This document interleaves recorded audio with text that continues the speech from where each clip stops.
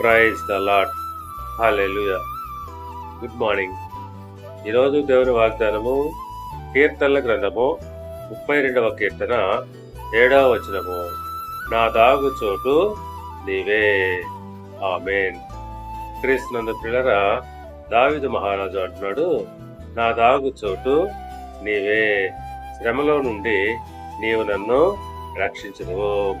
అవును, దావీదు ఎంతో నిరీక్షణతో ఈ మాట చెప్తున్నాడు. ఈ లోకంలో మనకు దాగు చోటు ఏది లేదు. యెహోవాయే మనకు ఆశ్రయమై వచ్చినాడు. ఎవరైతే యెహోవాను ఆశ్రయంగా కలిగి ఉంటారో తప్పకుండా దేవుడు వారిని శ్రమలో నుండి తప్పిస్తాడు. అవును, కీర్తనల గ్రంథము 27వ కీర్తన 5వ వచనం ప్రకారంగా, ఆపత్కాలమున ఆయన తన పర్ణశాలలో నన్ను దాచును. అవును, ఆపద సంభవించినప్పుడు ఆయన మనలను తన పర్ణశాలలో దాచిపెట్టును.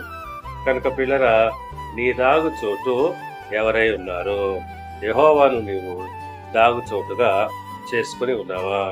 నీవు గాని యెహోవా చాటున నీవు ఉన్నట్లయితే తప్పకుండా ఆయన నీకు ఆశ్రయం అవుతాడు.